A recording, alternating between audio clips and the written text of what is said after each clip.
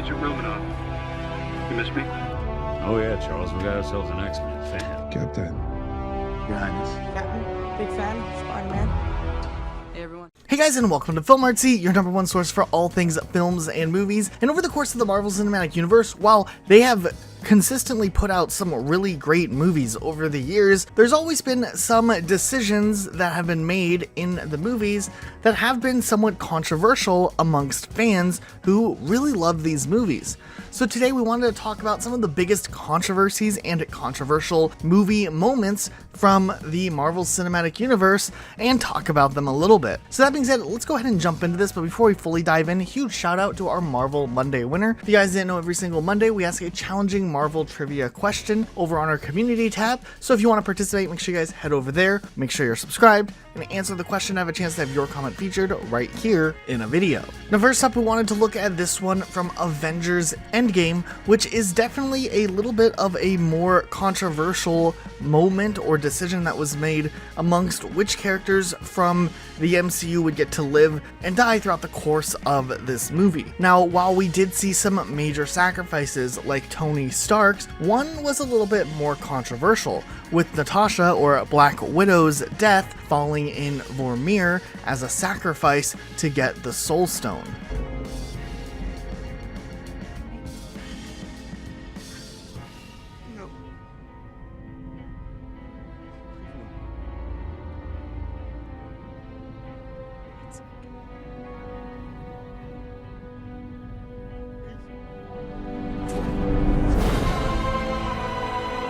While many people didn't really have a problem with her reasoning for the sacrifice, or in general why the plot required a sacrifice here, much like what we had with Gamora's death in Avengers Infinity War,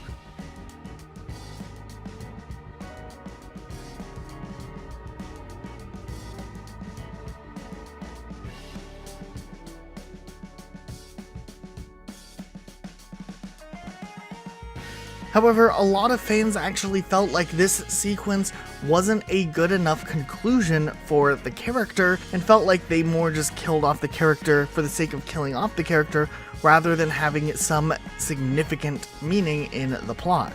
While we don't fully agree with that opinion, it is still valid, though we do have a full standalone Black Widow movie set to release, which is supposedly supposed to shine more of a spotlight on Natasha's character and maybe we'll get more significance to what happened. However, some fans were still upset because in Avengers Endgame we had this grand funeral scene for Tony Stark, but no real homage to Natasha Romanoff.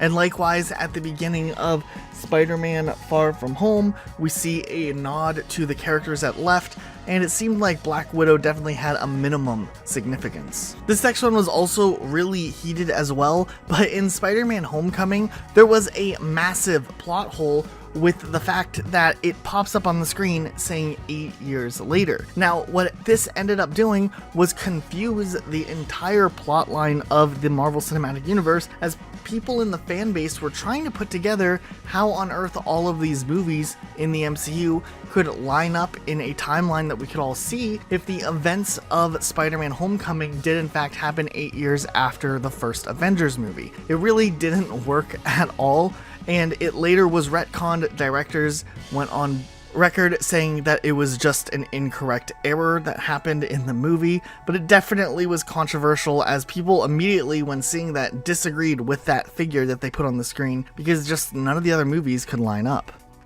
I'll tell you what, let's keep it. The world's changing. It's time we change too.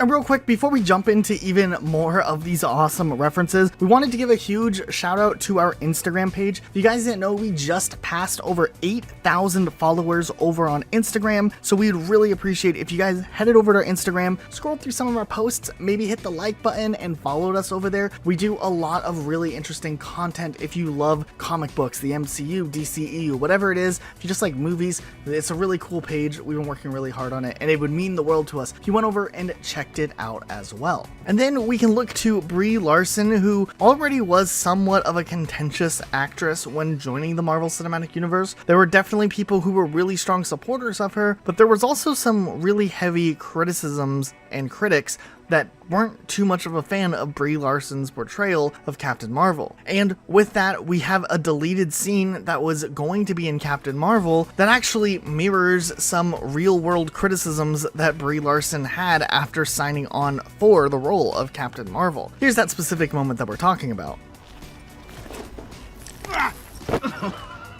Here's a proposition for you. You're gonna give me your jacket, your helmet, and your motorcycle, and in return, I'm gonna let you keep your hand. Take it. What, no smile? Now, there's some real-world significance here because during the pre-release time of the movie, a lot of people were questioning whether or not Brie Larson as her character Carol Danvers smiled enough in the movies. And there was even some memes made about how there's no necessity to smile in certain screenshots promoting a movie, and it was just this weird thing, and it's funny that the scene actually reflected that, whether it was intentional or not. But it ended up getting cut from the final release of the film. Now, if we want to look into some more controversial decisions that the MCU did, way back during Avengers Age of Ultron, there was a really interesting decision that Marvel ended up making, choosing to pick two heroes that are actually mutants from the X-Men universe and introduce them into the MCU.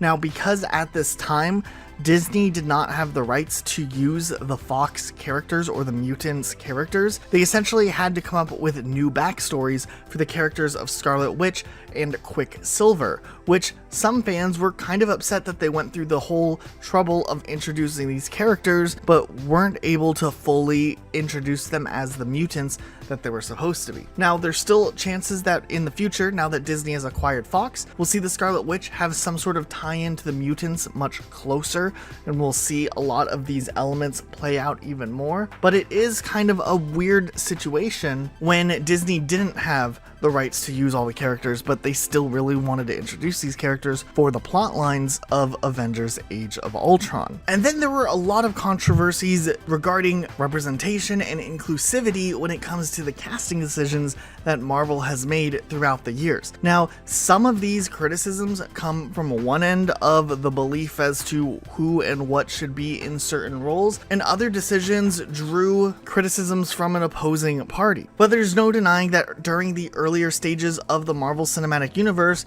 the main cast were predominantly white men, just like the comic book counterparts of these characters. However, as the Marvel Cinematic Universe has continued to grow, more characters from ranging backgrounds and different actors had been added into roles that have caused many fans to really praise the more diverse representation that Marvel has had in more recent years. However, some fans have criticized and been pretty vocal about how they don't like it when some characters are altered from their original intended characteristics. For instance, back when Doctor Strange was casting, Scottish actress Tilda Swinton was casted as the Ancient One, which was supposed to be a character rooted in Asian characteristics, which led some people to criticize Marvel for whitewashing some of the cast here. And alternatively, when Zendaya was casted as Mary Jane, some people criticized the decision of having Mary Jane as a person of color, as they felt like it diverged too much from the original character.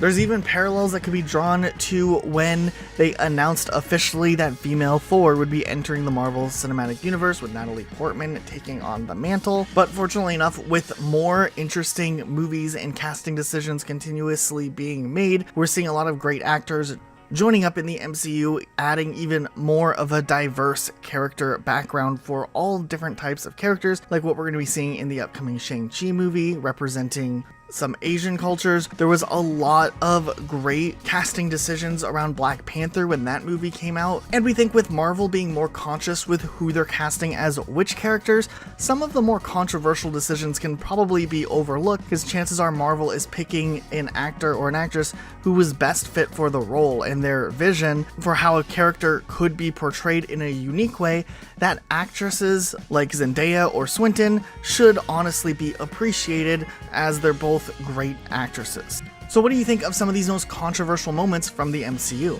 Let us know in the comments down below. Be sure to subscribe with notifications on for more videos like this, uploaded every single day of the week, and we'll see you all next time with a brand new video. I'm about to. Hi, everybody. Hey everybody, how you doing?